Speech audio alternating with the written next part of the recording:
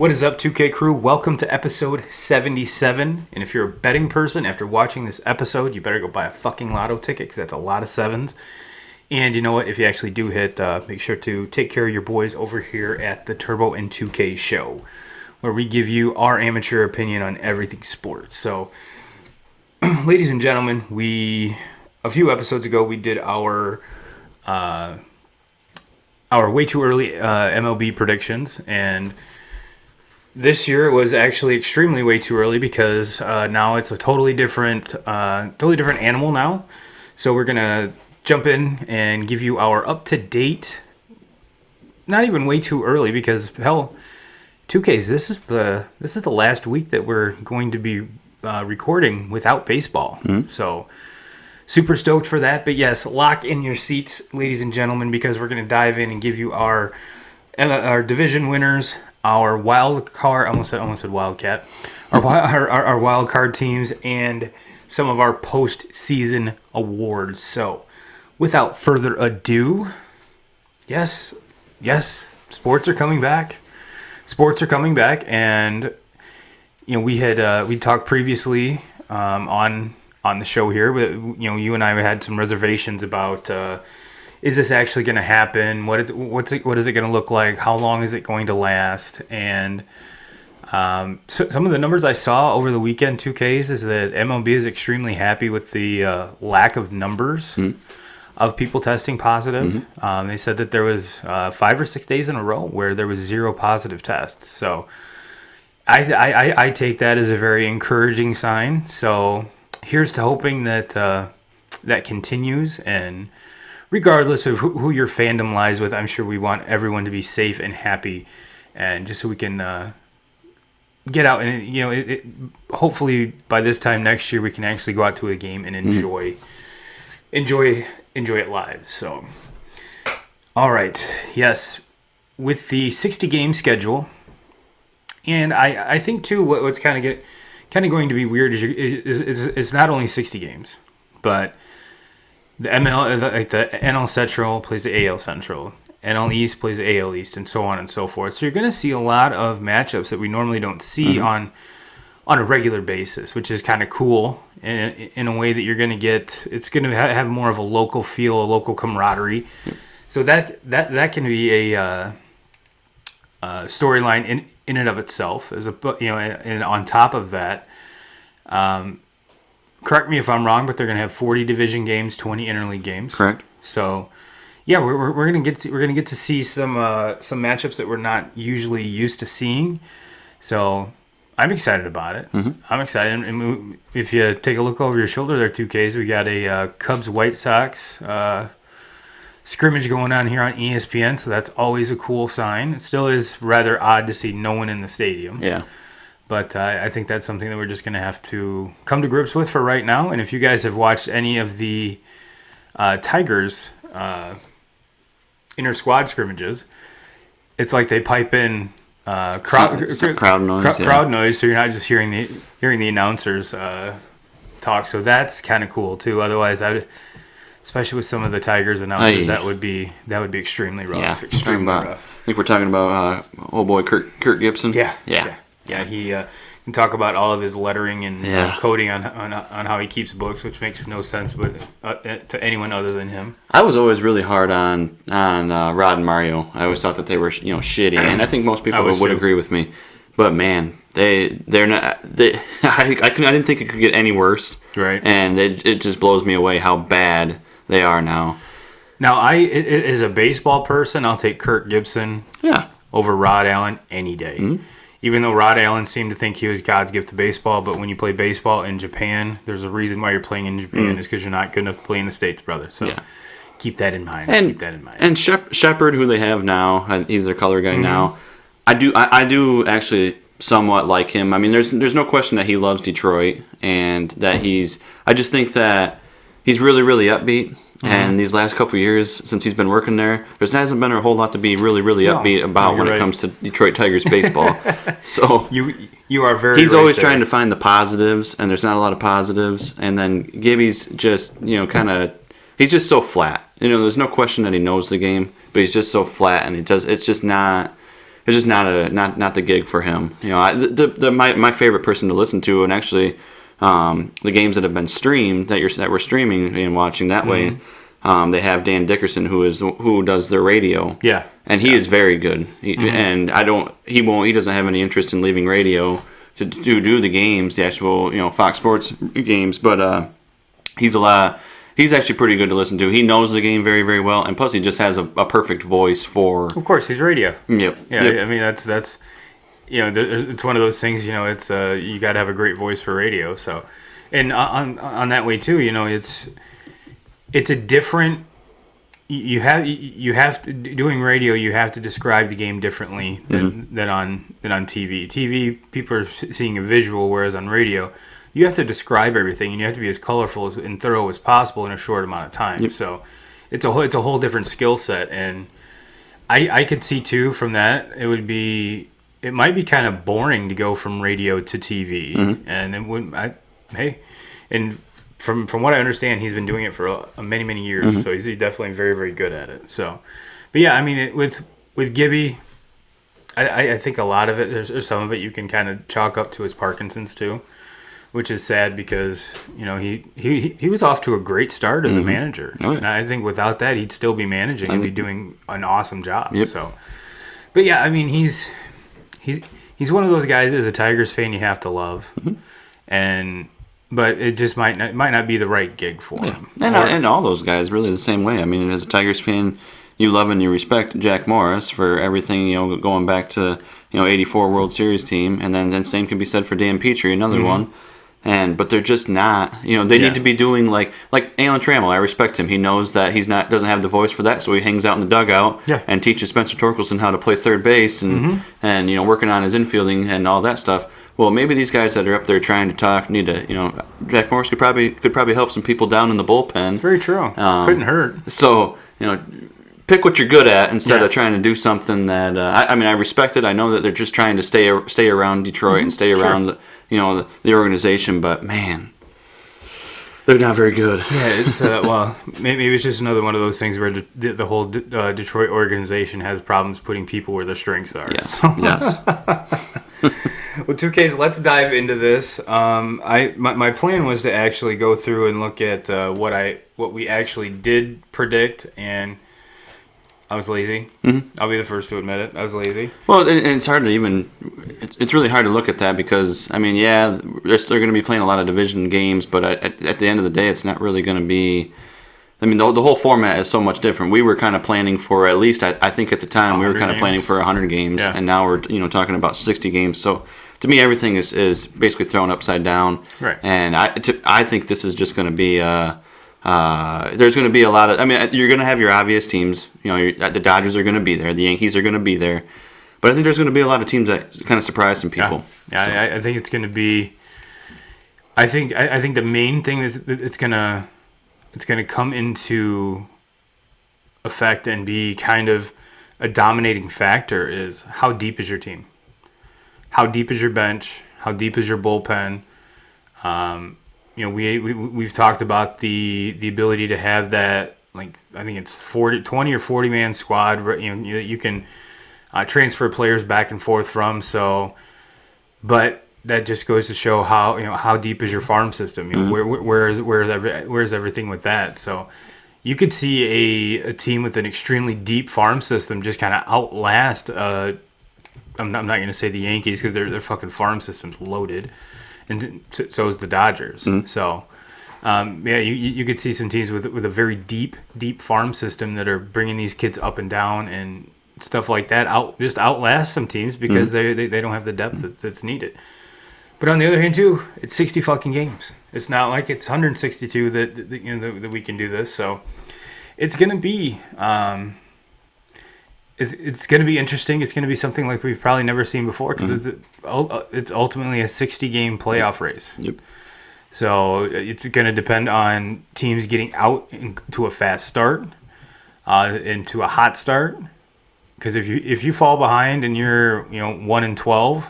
1-12 in a 162 game season isn't that big of a deal. 1-12 in a 60 game season, you got yourself a big ass hole you got to dig out of, and you better do it quick because 60 games is going to 2K crew, if you think about it this way, they play 162 in 180 days.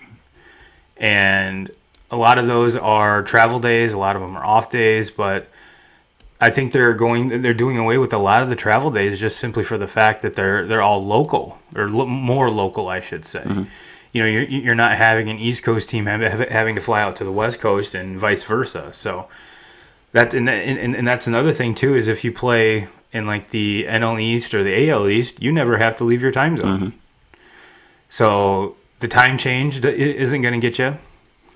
Whereas, you know, some of the teams in the Midwest, yeah, but you're only going to, it's just an hour. Mm-hmm.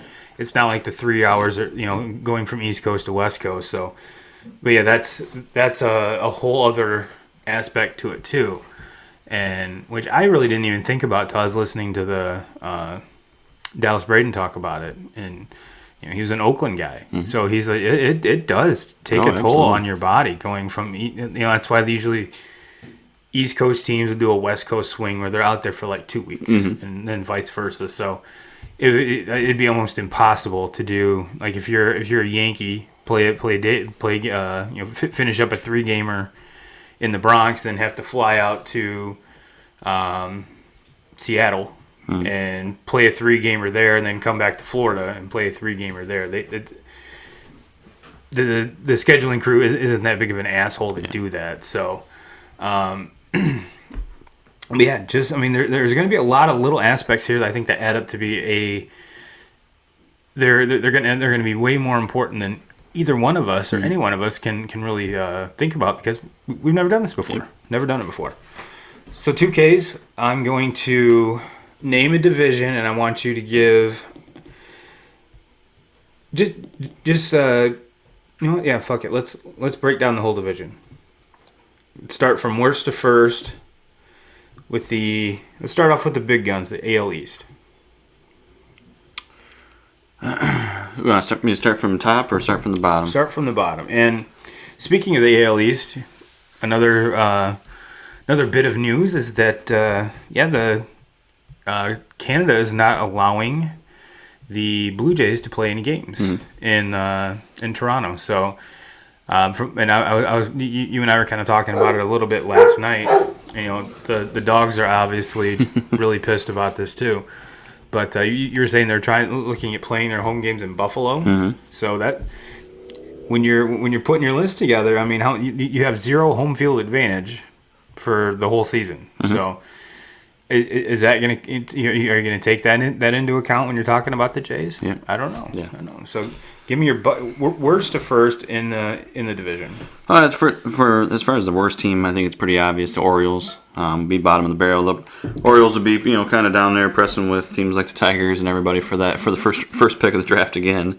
But then after that, it gets pretty complicated. I think it gets pretty as far as with the Blue Jays and the Red Sox. That can kind of go either way, in my opinion. I think the Red Sox are a little bit more proven, especially even though I think they lack some in the pitching staff, and then obviously Chris Sale being out for the year, mm-hmm. That hurts them a little bit. But I still give just their experience a little bit of an edge. So I'll have Toronto at number 4. I like Toronto and where they're going as far as position players. They have a lot of young pitching though that is not proven yet. Really haven't proven anything. So that's why I'm scared to have them. And I mean, obviously there's questions if they're even going to. Jason Kipnis is a Cub. Yeah, that just looks weird. Not to interrupt you, but I was like, holy shit, yeah. Okay. So I got Toronto at 4, Boston at 3, and then I'm gonna go Tampa at 2, Yankees 1, but it's gonna be closer than I think a lot of people, especially in a 60-game season. I like Tampa's pitching staff a lot. I like their pitching staff a lot better than the Yankees. The Yankees bullpen, that's the only thing that really gives me a little bit of an edge. If the Yankees didn't have the bullpen that they have, I probably wouldn't be afraid to pick Tampa over the Yankees in this. I mean, obviously the Yankees lineup is loaded, but are they going to stay healthy? Is Stanton going to be there, and is Aaron Judge going to be there? And if they are there, I think it's no doubt they win and probably going to be in the World Series. But mm-hmm. if injuries do occur, and going off of track records, those guys are hurt a lot. It would not shock me if Tampa actually takes that. Yeah, and Speaking of New York's bullpen, have you seen the Instagram videos of fucking Chapman's workouts? His goddamn! First of all, his apartment's immaculate. Holy shit! But yes, oh my god, speaking of Kipnis, he just went yard. But yeah, I was some of the stuff he's doing, and we all know that pitchers, it's from the ground up. Mm-hmm. I think that's why Verlander's been kind of injury free his whole career, just because he has fucking tree trunks for thighs.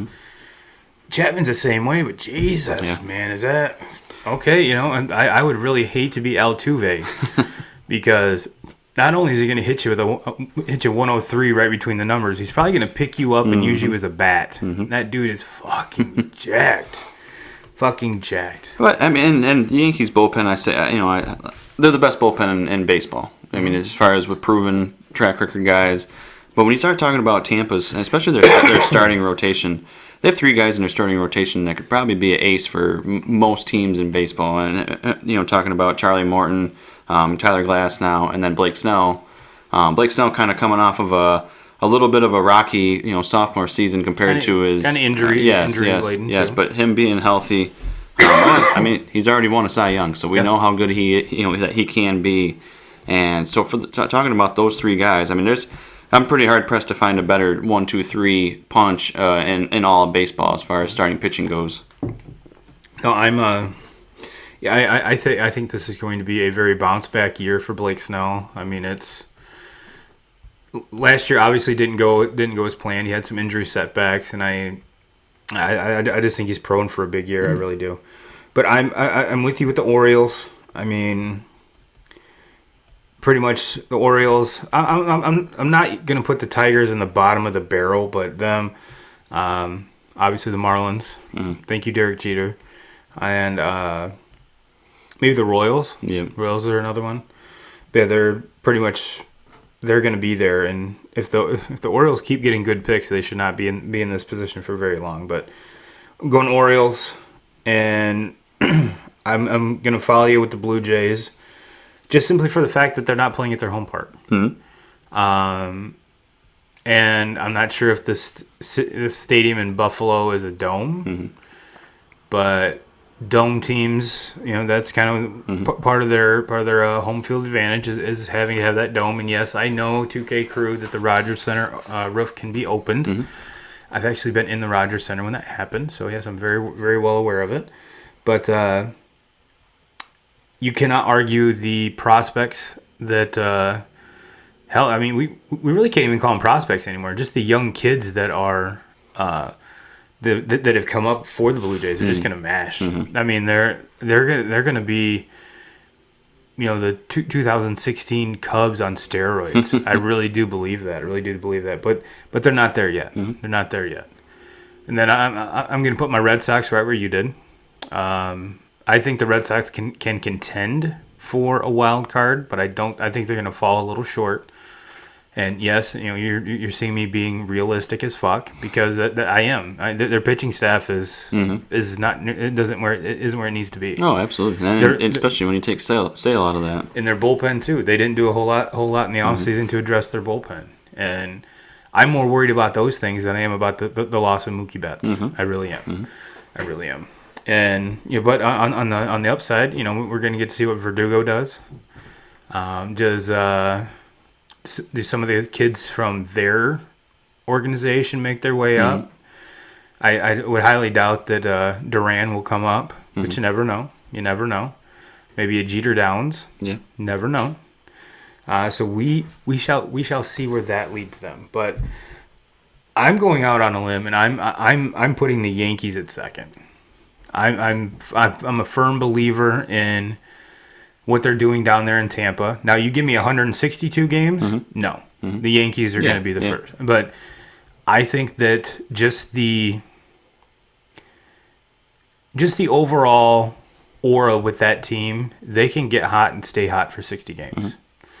The Yankees are more of a home run team. They're not. I mean, granted, you're going to get some guys that hit for average, but the Yankees are that team that's going to rely more on a three-run home run rather than putting together, stringing together 5 or 6 base hits to get 3 runs. And I think in in 60 games, if you slump for any amount of time, you're going to feel it, and it's going to be more magnified because of the just the lack of a season. But yes, I'm dropping the first elbow on this discussion and throw my dick on the table and saying that yes, I'm picking the Rays over the Yankees. I hope you're right. I do too, because I fucking hate the Yankees. Me too. But let's move. Let's stay in the AL. Let's go AL Central, home of your Tigers. Give me your worst to first. Worst, I'm going to Royals. I like what the Tigers did this past offseason, as far as adding some veteran leadership. They're obviously very young, and they have a lot of upcoming players. And I like what the Tigers have done better than what the Royals have done, even in the past couple drafts. With some of the players that they've taken. Not that those players are really going to be relevant as far as this season goes, but you bring in a guy like C.J. Cron, I think it's going to hit some home runs. Bringing in Austin Romine to be a consistent catcher back there. Yeah, the Tigers, they tried out 3 or 4 different guys last year as a catcher. I think Romine's going to stick, and he's going to be that catcher for 40-plus games of this season. So I like that part about it. Having a consistent guy back there only helps out a young pitching staff. And so I have the Royals 4. At 5. I have the Tigers 4. I'm going to go Cleveland 3. Okay.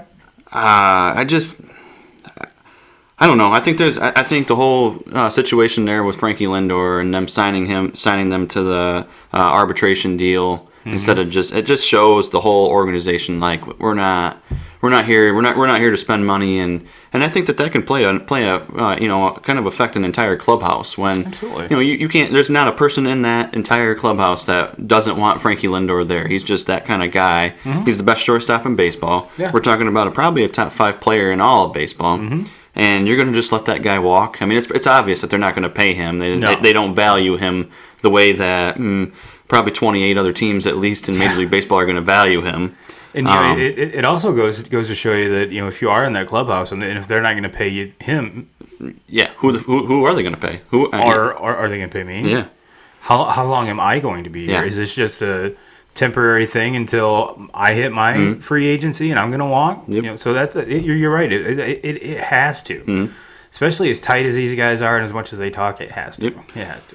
And 162 game season. I know that when I made these picks a few weeks ago when we were doing it, I was kind of planning on at least 100 games, and I had Minnesota winning this division.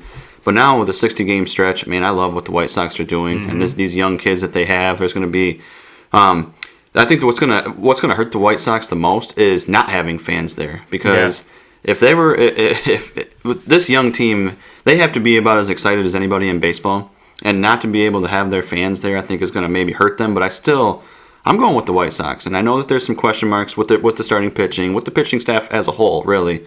But man, they're going to hit these young kids I think they're going to just hit the ground running, especially guys like Luis Robert, who he's my pick for Rookie of the Year. He's right up there on where he's hitting right now. Yeah, he's my pick for Rookie of the Year. Then you have guys like I think it's gonna hurt him a little bit with Michael Kopech coming out and saying that he's not gonna play this season. After having Tommy John last year. Yes. Which that might be a good thing for him just to take the year off but there's also some other guys some other young pitchers in that staff that I think are going to be very good. Then they bring over Dallas Keuchel, who gives them some veteran leadership in there. Yeah. Because their ace is going to be Giolito. He was that last year, very all-star caliber pitcher. And then Dylan Cease, I think he's going to kind of turn some heads this year. And then obviously having Keuchel in there, and they've put some money into their bullpen, so their bullpen is going to be better. And the Twins, nothing against them. They can hit the ball. They're right up there. They're probably going to lead the league in home runs again. Yes, absolutely. Adding Josh Donaldson, not going to hurt that at all. Absolutely. But I think when it comes to with a 60-game season, just such a short stretch. Like I said, 162 games. I think the Twins win this. But I think with just a short stretch and these young players, they have nothing to lose, and I think it's going to show. And I want to. would not shock me. It would not shock me if the White Sox come out with possibly the best record in the American League coming into the playoffs. There's good things and bad things about what you just said about the White Sox. The good thing is that this is going to be an exciting club to watch for many years to come. Mm-hmm. Bad side is Christian will never let us forget about it. Oh, so it honestly pains me a lot to say everything that I just said. Mm-hmm. But I'm kind of saying it too because, I have a tendency of being wrong sometimes. And sometimes when I jump on a bandwagon and I go, it blows up in my face. And there's not anything that I've ever wished for that I hope blows up in my face more than what I just said about the White Sox. You're right. We do have a tendency here on the show to jump on a bandwagon or a team and they just fucking fall on their face. Absolutely. So. But I'm right there with you. I am right there with you 100% on the exact order that you listed and for the exact reasons. And Franklin Palmer told us that Luis Robert is going to be better than Mike Trout. So we better watch out. Yeah, I don't know about that, but we'll see. Yeah, I mean, Frank, I really hope you're right because I have a lot of his rookie cards. So financially, I hope you're right. And they just showed his numbers from last year in single, double, and AAA. Throughout the whole three, he only batted .329. Yeah. So, I mean, that's pretty fucking, especially with all three leagues in the same year, and it consistently having, 329. If you bat at 329 in the bigs, you're in the MVP discussion. So, you never know, Frank. You never know. I look at their lineup, and I don't. There's like no holes in it. I mean, who's going to play second base? That's really the only thing I'm trying to figure out, and and probably a good opportunity for that young kid that they drafted, Mandrigal, just a couple years ago. Probably an opportunity for him to be that, but everywhere else, all around the field, they just. You talk about the Twins, leading all of baseball in home runs. There's a legit chance the White Sox are going to press them for that. Yeah. And Encarnacion in the offseason. I mean, match him up with Abreu. He's done nothing. He's been nothing but consistent his entire career. He's the guy that everyone's forgetting about just because he's been there. Yeah, and he's kind of like that Anthony Rizzo for the Tigers. Brought Grandal over to be a catcher. Yeah, one of the best catchers in the game. Yes. Yeah. So they're going to be sick. The only thing that I mentioned it before is they have to get off to a fast start. Mm-hmm. With a young team like this, they have to get out to a fast start. They have to have success to build momentum and just keep going. If they step on their dicks and go 2 for 10 or 2 and 12, a young team like that might not bounce back from that. So and I think that's honestly the way it goes for all of baseball. And you play at 162 games, you can afford to give a few games away. And I don't think you can do that. And that's what I'm kind of excited to watch, the way that these managers, I think we're gonna see, maybe not in the first 10, 15 games, but I think you get to past that first quarter of the season, and I think managers are going to start treating games like they would in the playoffs. A pitcher starts getting banged around a little bit. This year is going to be more important to have a bullpen than any year any year in baseball history. Because if somebody is a little bit shaky in inning one, I think you're going to see a different guy on the bump in inning two. I don't think they're not going to give guys a very long opportunity to go out there and try to work through the kinks. It's going to be, hey, if you don't have it today, we'll try again in a couple more days, but we got to go with somebody else. We can't afford to just give away a game. I think too, when you get to especially a team that doesn't have a very deep starting rotation, you're going to see a lot more of the bullpen starts. Absolutely, which I fucking hate, but that's a whole different discussion for a whole another show. So let's keep it rolling. We've got just give you a quick recap. We've done the AL East, the AL Central, 2Ks. Give me AL West. AL West. Is anyone going to dethrone the Astros in this division? Give me your worst to first. I'm going Seattle worst. They just, and again, another team that has a lot of power. Got a very, very good prospect in Rodriguez that's coming up that's going to be a fucking amazing. Yes. But I think that there's no hiding it. They were the worst team defensively in baseball last year. They were terrible, and a lot of that has to do with a lot of young kids. But so I'm going to have them worst. I'm going to go Texas 4. Texas made some moves this offseason. They did. It's just how much was it just making moves to make moves, or was it making moves to improve? And are they going to catch anyone in the division? I'm going to go Oakland 3, and the only reason I say that, because, Oakland's always there. They're always relevant when it comes playoff time. They always somehow find a way to, with a bunch of fucking no-namers, they find a way to sneak into it. But the Dallas Bradens. They have consistently, over the years, been slow starters. They start very, very slow, and then they normally get hot. Towards the second, after the All-Star break, they tend to get hot all the time, and then they just kind of make themselves relevant. So you can't afford to start slow, and that's kind of how they've always been. But I'm going Astros too, because fuck the Astros, they're a bunch of fucking cheaters. And I'm going Angels 1. I think this is the year where Mike Trout gets his opportunity to play some relevant baseball. Rendon, and yes, bringing over Anthony Rendon. Obviously, the starting pitching is still a little bit shaky. Just saw something on the bottom line that Ohtani pitched 3 simulated innings today. Yes, so. But that's a huge key. Ohtani, I think Ohtani could, when you start talking about, obviously Mike Trout is the best player in baseball, but imagine Ohtani here where he has a year where. I'm going to just throw out 162 game numbers at you because I don't know how to break down 60 game numbers and what would be like. Very true. So what if Ohtani comes out with so say Mike Trout has his normal season where he hits 35, 40 home runs, drives in 100 runs, bats 290 to 310, somewhere in that range. And what if Ohtani comes out and bats 280 to 290 with 30 home runs and somewhere around 100 RBIs, but then also has 13 to 15 wins on the rubber and 2.5 ERA. Yes, he's got to be the MVP, right? Yeah, I would. It'd be hard. You'd have to have a hard argument.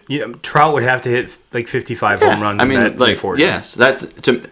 And nothing again. Mike Trout is the best player in baseball, hands down. But Mike Trout can't pitch. Yes, when you start talking about Ohtani and being valuable to a team every single day, whether it's at the plate or whether it's on the mound every fifth day, he's got to be the if he puts those numbers up, he's the MVP of baseball, hands down. And if Mike Trout could have pitched, I'm pretty sure he'd have been on the bump in Anaheim before this because Anaheim's pitching sucks. Yes. It has sucked. To me, if there's somebody that can dethrone Trout from being that consistent MVP, player that you're going to get every single year with him, it's his own teammate. Yeah.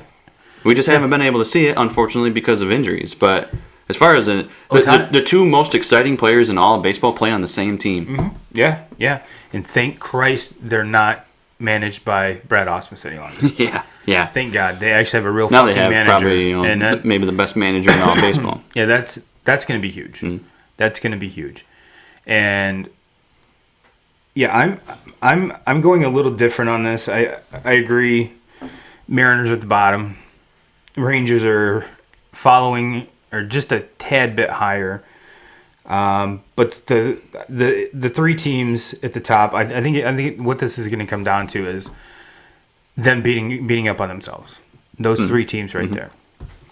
And are the Astros going to rebound from what everyone, the whole offseason? How much of a hangover is that going to be? Obviously, the loss of Garrett Cole is going to be huge just because any team is going to have to readjust after losing an arm like that. But I'm going to slot the Angels in at 3.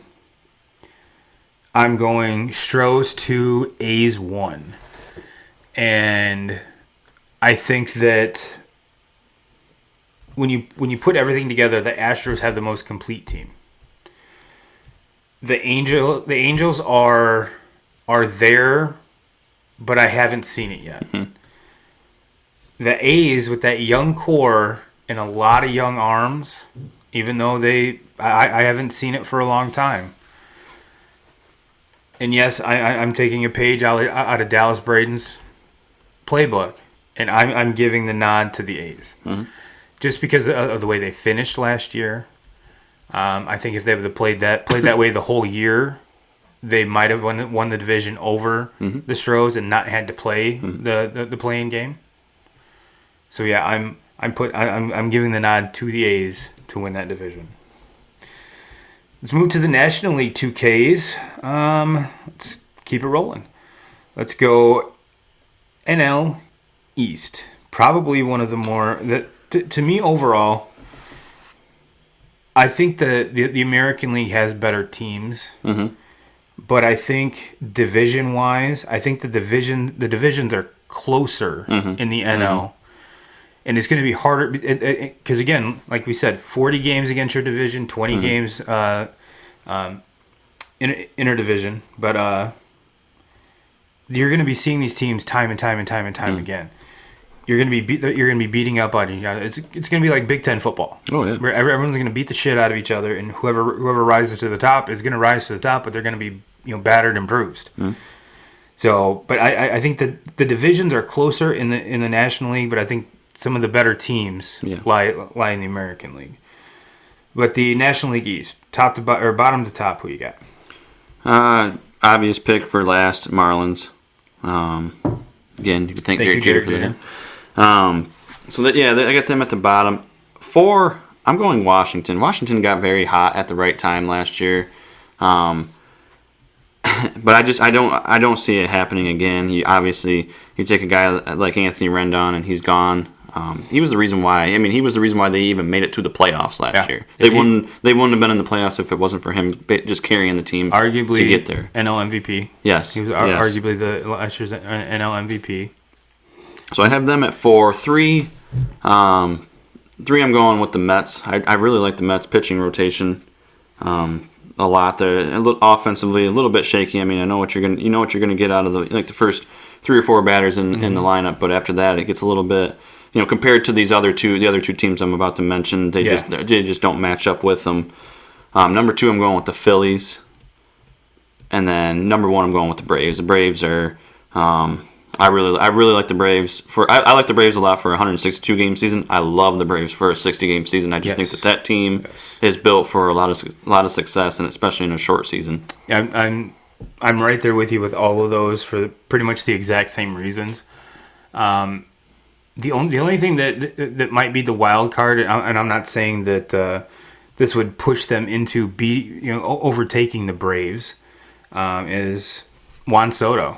He's a wild card for the Nats, but the Nats lost Rendon, but they were able to keep Strasburg.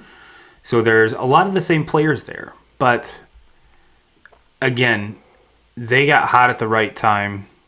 And they were an injury away from who the fuck was it? I'm drawing a blank here, but if dude wouldn't have got hurt, they probably don't even make the wild card. So them winning the World Series was right place, right time. Oh, absolutely. So do I think that team has the talent to compete with the Braves? Sure, sure. But there was a lot of things that. Just fell into place for all that to happen. Who the fuck would have called Anibal Sanchez? Having just a career resurgence. And pitching like he was, in his prime in Detroit there for through the entire postseason. It was just, and then Adam Eaton. People I think forget about Adam Eaton, and nothing against Adam Eaton. He's a great baseball player. I used to hate having to face him all the time when he was with the White Sox. Great player, but who the fuck would have thought that he was going to do what he did in that? I mean, he arguably, like I said, Rendon was the best player for that team, especially getting them to the playoffs. But when the playoffs actually started, especially the World Series, Eaton was probably the best player in that World Series for them. I mean, it's as far as for the it's hard to argue that. But as far as some of the big hits and the big at bats that he had, and even he started hitting for power. I mean, he started hitting home runs in that World Series. So. I just don't. Great, like I said, great players. Those guys have had great. I'm not trying to knock them one bit. They've had great careers, but to do that again, I think a lot of things just really fell into place. It was almost like it was destined to happen. That was the team that was just destined to go on and win it last year. Their pitching staff, they have probably one of the best best 1-2 punches in the game. Oh yeah, Strasburg and Scherzer. I mean, first of all, it's harder to throw harder than they do. And then there's probably two of the top 5 guys that strikeouts every year. Yep. So and then they went out and before last season and invested the money into Patrick Corbin and bringing him over. Yep. And that was, I can remember prior to Harper leaving Washington and going to Philly, that was what Harper was wanting. He wanted another pitcher. He kept on saying, if we can get one more pitcher, that's what's going to put us over the top. That's what's going to let us compete. And unfortunately, they let Harper go. They bring over Corbin, and that's what happens. And a lot of people are like, "Well, Washington's a better baseball team without Harper." Yeah, fuck no, they're not. They're not a better. They chemistry-wise, maybe, but they added players. No, they added players when Harper left. They added pitchers, in Patrick Corbin, obviously, but then Anibal Sanchez doing what he did. And that's the reason why they won it. It wasn't anything to do with if Harper would have been on that team, they would have won the World Series last year also with the pitching that they had and the way that those guys stepped up. That outfield with him and Soto in it. Fuck, you kidding me? You kidding me?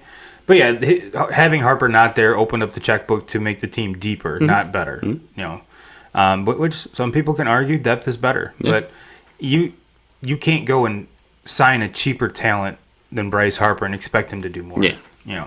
Bryce is Bryce.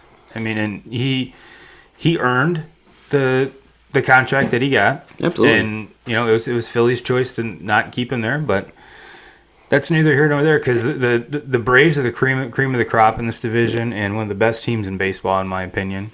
And again, 2K crew, you're going to hear us say this a lot throughout this. It's the young talent, the straight nastiness at which these kids can play. And, again, we've got another vet first baseman. I mean, it seems like this is it's a blueprint. Mm-hmm. You get your vet first baseman, and then you just fill in with all these young kids. Mm-hmm. And then you have some, a vet pitcher, and just put the pieces together. Mm-hmm. And it worked for the Cubs. And now you got the White Sox that we've already talked about. Now the Braves. It seems like that's maybe it's just irony. I don't know. Yeah. I don't know. But it seems like there's someone put together a blueprint and said, hey, this is the way you got to do it. The Cubs followed the blueprint. What did they do? They won the World Series. Yep. And now you're seeing teams emulating that, which it's not a conspiracy theory, 2K crew. It's not really a blueprint. It's just the way shit rattles down. But yeah, it's hard to even nowadays with the kids coming up. Acuna is kind of forgotten about, which is weird to think considering how dynamic of a fucking player he is. He's up there with the Mike Trouts with the 5 tools. The Christian Yelich, the 5 tools. Even though Yelich doesn't do it kind of as flashy as the other two, but hey, but yeah, it's like we're already bored of seeing him, and I don't even think we're coming close to seeing what he has. We haven't even seen his best. I would go as far to say that if I was drafting my team and I had the first pick of anybody in all of baseball for the next, I'm looking for at the next 10 years, I'm probably taking Acuna over Trout. It's the age that plays the factor, and obviously Mike Trout's the best player. I've never been shy about that, and I'm not shying away from that, and I still say that Trout's better than Acuna. But I'm looking at 5, 6, 7 years down the road now. Acuna is going to be the better player at that time than Trout is. Yeah, it's a matter of Acuna putting together consistent seasons at the level that he at least is or better. Because that's what Trout's done his whole career. Yeah, he's just been nothing but consistent. Consistently every single year. Fucking awesome. Yes. And healthy. He's been able to stay healthy. Yeah, knock on wood. But yes, that's what I need to see from Acuna before I put him above or even walking shoulder to shoulder with Trout. Yeah. Is he right there behind him? Absolutely. All right, well let's see. Like I said, I can't argue one bit on your list there. So let's go to the Central. Give me your worst to first. And again, this is tough. This is a tough one. This is probably the toughest one. This is probably the deepest division. Because top to bottom, any one of these teams can win. After you get past the Pirates. Pirates 5. Yeah. And then once you get to that 4, it's I'm putting the Cardinals at 4, and it would not shock me if the Cardinals won this. No. I mean, that's just the type of the Cardinals always find 5 pitchers. They have the best game manager as a catcher in Yadier Molina than anybody any team in baseball. Got some young studs in Jack Flaherty. Yes, probably one of the best pitchers in baseball. Yeah, I mean he could possibly be the Cy Young. Yeah, it wouldn't shock me. At all. It would not shock me at all. But I'm gonna have I have him at 4 in this division, and like I said, it would not. This one they always play good baseball. They always do everything right.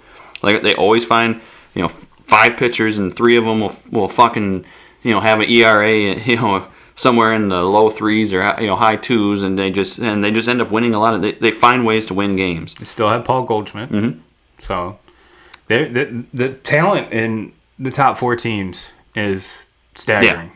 You know what? Fuck it. I'm changing it. I'm going Brewers. On the fly. Let's go. I'm going the Brewers 4. Oh. I think the Brewers are starting to fall off. I'm not as high on the Brewers anymore as what I was. Year or two. There, some aging going on there. Heater can't throw all 60 games. Yeah. So I'm gonna go Brewers 4, Cardinals 3. Going Cubs 2, Cincinnati 1. Ooh. Cincinnati. I really like Cincinnati. I think what they did in Trevor they did in the Bauer, offseason, what they brought in, have some very. We talked about it a little bit before we went on the air with Moustakas. I mean, Moustakas and Castellanos.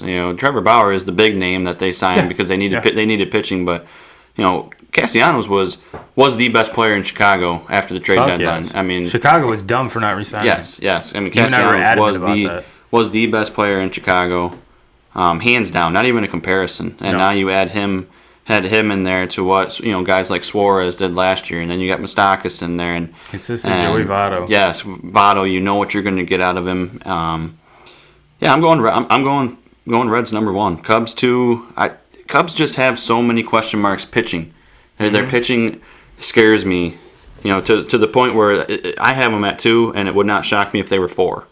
They're one of the few. The Cubs are one of the few pitching staff. I'm almost positive starters that I would not be afraid to step in the box against any of them because none of them throw heat. No, I mean, I obviously got Kyle Hendricks. He's the one who's pitching right now. I'm pretty sure I faced dudes that threw harder in high school, but granted, none of Hendricks' balls go straight. Yeah. So that's what makes him hard to hit. Lester's got a slider, but Lester he might hit 90, 91. Quintana, about the same. Both lefties, which I could never really hit lefties when I was playing, so it's not like that I could really do damage, but they don't have that fireballer. And after those 3, who do you got? Yeah, Darvish. Oh, yeah, but yeah. And Darvish used to throw hard, but he doesn't throw that. He's had to basically change his entire way that he pitches because he just can't blow it by guys. And I think when Darvish started pitching, didn't he have about 12 different fucking pitches that he was throwing? And once he finally broke it down and started pitching, having 3 good pitches, with maybe a 4th one that he could go to or switch up to later in games, that was when he started to have his best success in Texas. Because in the beginning, he was hyped up. He was hyped up the gyro ball or something. Yes, he had. That he threw? He was so hyped up in the very beginning, and he didn't have a whole lot of success. And I think it was because he was trying to throw 12 different pitches. And how do you even signal that as a catcher? No idea. And that shit worked in Japan, but when you got here, you're talking about a different caliber of players. And if you're a Cubs fan, Darvish isn't hitting the 99 button anytime soon. But if you look at it this way, Tanaka was the same way coming over. He was throwing high 90s. Granted, he ended up having some elbow issues, which still kind of nag at him to this day because he never got Tommy John. But he reinvented himself. Oh, yeah. He was another pitcher that had way too many pitches. And, for Boston fans with Daisuke. Fuck Daisuke. There was so much hype on him, though. He was supposed to be the best pitcher from day one as soon as he never was. He had one good year. That was ridiculous. So out of all of them, Darvish has been very, very good, especially once he settled in Texas. He was very good. Mm-hmm. But as far as all of them, the one that actually found his way is Tanaka. Tanaka found he had, like you said, he reinvented his the way he pitches entirely. And you look at his ERA in the postseason; it's like 1.3, Mm-hmm. and somehow the Yankees find a way to lose games for him. But, which that makes me happy. But my list is obviously the Pirates are down there. It's kind of a question as to how long Josh Bell will actually remain in Pittsburgh. Are they going to build around him? Mm-hmm. Could he be that next, like Freddie Freeman, Abreu type rock at first base? But with going back to the blueprint, I'm pretty sure there's at least 25 teams in baseball that would love them. Mm-hmm. Love him. He's an amazing hitter, a great fielder, just a young kid coming into his own, and a switch hitter on top of that too. And yeah, I've got them. I'm gonna go Cards next. Brewers on top of them, and Cubs Nation. I'm with you. I'm saying the Cubs are winning this one. Their pitching staff is good enough for 60 games, but it's not good enough for 162 to win this division. They got too much pop, and 60 games, this team can get as hot as anybody else. Hot as anybody else. And whereas with the Reds, same way, but there's a lot of different faces in there, and how quick can they gel? I do think Castellanos in a full season in Cincinnati is going to hit 25 to 30 home runs just in their ballpark. In that little tiny bandbox, he's going to have a fucking field day. And when the Cubs traded for him, I said that probably the only better, because if you guys remember, he was talking about the dimensions at Comerica being so big. Otherwise, he'd have bigger power numbers. I said probably the only place better than Wrigley. You'd have to put Boston in there too, just because of the short porch. But Castellanos is that right center guy. He's not a huge pull guy. Yeah. Is Great American Ballpark, whatever the fuck it's called in Cincinnati.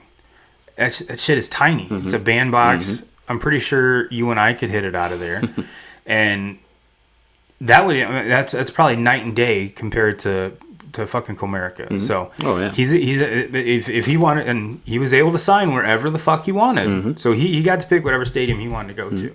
I'm pretty sure he saw that too. And 81 games there. Yes, he's hitting at least 30 home runs at that park. But with 60. I'm going to say 15-ish in that ballpark. It wouldn't shock me. Wouldn't shock me at all. But yes, I'm putting the Cubs above them. Just there's too many new moving pieces in there. How quickly now? If they gel quick and get off to a hot start, they're going to win the division. But I think and another question mark that we've kind of beaten the dead horse about is Paparazzi is the coach of the Cubs. And with this short season, I think you're going to see managers having to manage more. Oh, absolutely. Manage more. There's going to be more second guessing. You're going to be under the microscope a lot harder. And this is pretty much his first year managing anything. Yeah. So that could be a wild card as well. That could be a wild card as well. And last but not least, I think probably out of all the divisions, one of the more lackluster ones, even though it's got some of the biggest stars in the game, is the West Division here, the NL West. So, give me your worst to first 2Ks. I'm going Rockies 5. I love Arenado, but after Arenado, who? Trevor Story, okay. Yeah. But after that, and I mean, they do. I guess they do have a couple other position players, but pitching is awful there. Awful. Has been for years. Has been the reason why they had. I mean, because they've had some offenses over the years that should have been able to compete. And have they had a great starting pitcher since Ubaldo Jimenez came up? No, I didn't think so. I was just checking though. No, so I have them last. I have the Giants at 4, just above them. The Giants always just find a way to be be good. I mean, even when they had all the big names, they were really good. They won World Series. Now they don't have really any big names. Buster Posey's not playing. Yeah, Buster Posey's not playing, but they still just find ways to win some games and be a respectable team. So Mad Bum's not there anymore. Yeah. So I have them at 4. 3. 3. I'm going with the Padres. This is a I really like the Padres, but again, pitching scares me with them a little bit. Just don't really have any proven arms there. Yet again, also another new manager there. Yeah, probably has one of the best group of infielders. Oh yeah, infielders. Yeah, absolutely. But I'm not a big fan of their pitching, and I like what the Diamondbacks did in the offseason. Obviously, bringing a guy like Starlin Marte over. And pairing him up with Ketel Marte, and after the season that he had last year, can be stud. Yes, I mean, so I like what the Diamondbacks are doing.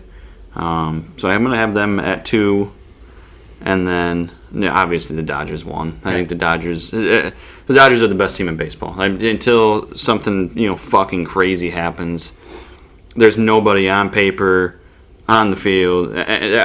I don't even have anybody in the same argument as far as talent that can match up with the Dodgers right now. Like, if the Dodgers do not win the World Series this year, it's their own fucking fault. Yeah, it reminds me of the 2016 Cubs. Like, if they did not win the World Series with that fucking team, it was like you just needed to fucking start over. Yes, like what the fuck? They are so good, and they've been so close to winning the World Series, and they can sit there and bitch about teams cheating against them and all that shit. But at the end of the day, like, this is fucking nut up or shut up. I mean, this is it. Like, you have to fucking win. In this 60-game season, I can already see it now. Like, if they don't win it, people are going to use that as their excuse. Oh, yeah. But Kyler Thornburg. Like, you have to fucking win it this year. Like, there is nobody even close to you. Now, and you were already the best fucking team going into the season, and then you added Mookie Betts. Yep. There's no excuse. Like, they should win. In a 60-game season, like they should be winning over 40 games going into the playoffs, and then just fucking breeze through everybody, because that's how fucking loaded that team is. So the only other team that I could even throw in the same ring is the Braves. In the NL is the Braves. But no, I've the only thing I would do is I would with your list. I would flip-flop the Diamondbacks and Padres. I put the Diamondbacks below the Padres. But other than that, just again, ladies and gentlemen, we keep hounding on it and pounding on it is young talent. Young talent. And Anthony Rizzo is sitting in the seats eating looks like a PB&J. But he's stoked for the season to start. But no, you're right. There is absolutely no reason why the Dodgers should not run away with this, barring injury, of course. Yeah. Barring injury and any other COVID type stupid shit. But even if they lose a player or two, they still have the best team in all of baseball. Like, I mean, they arguably have the best rookie, the best prospect coming up in Gavin Lux, and nobody even talks about him, and because he's a second baseman, that's why. Yeah, and how the fuck can you talk about him when he's surrounded by guys like Cody Bellinger, Mookie Betts, Clayton Kershaw, Walker Buehler. Yeah. I mean, just keep on naming off the fucking... keep naming off the all-stars that are going to be on this team. Even go further than that and look at the prospects that are coming up that are even bigger. Yes. And you're right, Gavin Lux is one of my dudes. Yes. He's one of the guys that in my personal collection, I collect. And I think it's because he's a second baseman. If he was a shortstop or an outfielder or first baseman, I think you'd see the hype more about him. But how sexy is a second baseman? I just named off all those players, and I didn't even mention Justin Turner. Yeah. Who's been, what's he do? Hit 30 home runs every fucking year and bat somewhere around 300, just a consistent pro every single year. Carrot top looking motherfucker. But yes. Okay, 2Ks. We broke down the divisions. We're not going to go in depth as far as, we didn't pick our two wild cards. Give me your AL wild cards. AL wild cards. I'll give you my... I'm going Twins for sure, because I think that Twins and White Sox, I like them a lot. Tampa for sure, because I had the Yankees winning the East, so Tampa's Yeah, I'm right there with you. I'm going to give the nod to the Yankees because I put Tampa over them, and I'm going with the Twinkies. Hold on, hold the phone. No, I'm going to give the nod to the Astros because I didn't have them winning. Mm-hmm. So Stros and that sounds weird. Stros and Yankees for the fucking wild card spots. And now your NL wild card spots. Mine. I'm going to give the tip of the cap to the Reds because I picked the Cubs to win, and the Phillies. I'm going same Phillies and Cubs.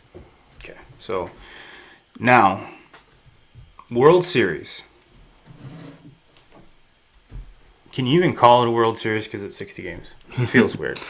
Yeah, feels weird. Yeah, I've been knocking it I mean, every single episode we've talked about this on, I've knocked it, and it's gonna, to me, I don't compare it to the fucking cheaters of the Astros, right? When then the asterisk that they're gonna have next to it, but because there's not gonna be an asterisk next to this 60-game World Series, but it's just because it's not written there and you can't see it. Mm-hmm. I think in a lot of people's minds there is going to be that. I know for me personally, and I hate to say this, but there is going to be that. Yeah. Now, granted, Tigers fucking get hot and they win 45 games and go and somehow win the World Series. You bet your ass 2K is going to be in the parade in Detroit. Yeah, wearing his World Series champion Detroit Tigers T-shirt. Probably marrying that with your Michigan shorts and never wash them and never take them off. But all right. So World Series, who's your matchup? I'm sticking to what I had. And there are two teams that are just fucking loaded.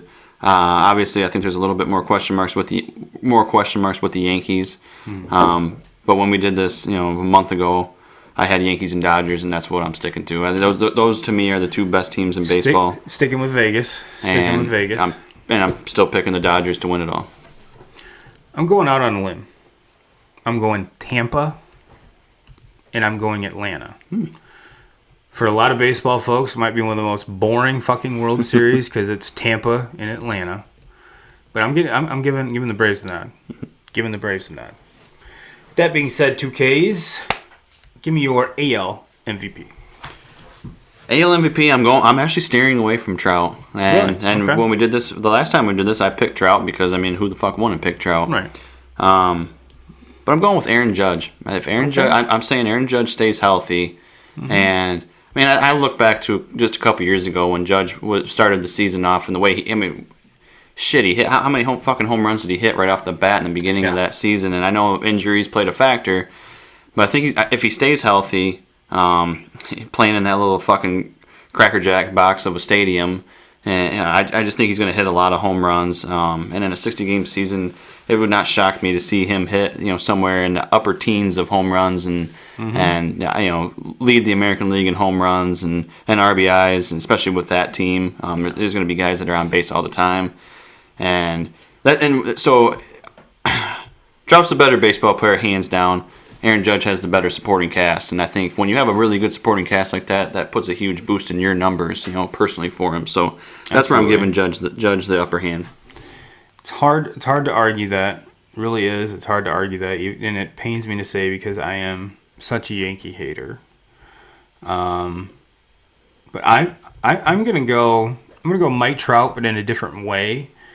It's that going back to the 1-2 punch with him, and it brought over Rendon. So now and then Ohtani's healthy. So it's probably gonna be, and you still have an aging Pujols, which is still a good hitter. He doesn't have as much power, but he's still a good hitter. This might be the best lineup that Trout's ever batted in. So you're going to see pitchers not being able to pitch around him. So I think he's going to get more opportunities to hit, and it's going to lead to him having probably the best season, even though it's a shortened season, but one of the best seasons that he's ever had. Now my NL MVP. The only thing that makes me, I've got two dudes, and one of them is his team might not be good enough yet to get him the trophy, but in the 60-game season, I think that's going to become less and less important. I'm going Fernando Tatis Jr. Just because that kid can put together a string of at-bats, a string of games, unlike any other. The girls, obviously, love my pick too. Love my pick too. So, who is your NL MVP? Sorry. The last time I picked, I went with Ronald Acuna Jr. And then if it was 162 games, he would be my pick. Just because he affects the game in so many different ways. Not only with being one of the best hitters in the National League and being the power threat, but he also can steal bases and he takes extra bases and he's that 5-tool player. Yes, absolutely. But then I think in a shortened season, and I look at what Cody Bellinger did last year, especially in the first couple months of the season. He was my other guy, and the way that he started the season. Fucking, he batted 400 to seem like the first 2 months. Yeah, and if you did that, that's the whole fucking 60 games. Yes, with way more. After like the first 2 months last season, he had so many more home runs than anybody. It was the second half when guys like Pete Alonso, were able to catch him. But yeah, in a shortened season, I'm going Bellinger. He was my other guy. I was battling between those two, and like I said, normally in a 162 season, Tatis's team might keep him from getting that award, but in a 60-game season, I don't think that's gonna be weighted as much. Yep. So that's fuck, you can't go wrong with that. Oh, hell no. You can't go wrong with either guy. Two very different players, but still very dynamic. Both are extremely colorful, vibrant. I mean, just have personality for days. And if you were a GM, I don't think you would say no to starting a team with either one. So let's wrap the show up 2Ks with our Cy Youngs. Give me your AL Cy Young.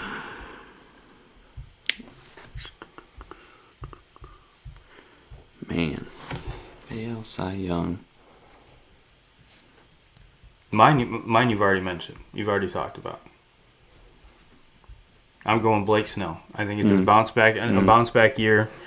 And he's going to get a second one, and he's going to be the linchpin and the driving force between my Tampa Bay Rays getting to the World Series. I think him and him alone is going to be the factor that puts him over the top and gets him there. So that's why I'm saying he's going to be your AL Cy Young.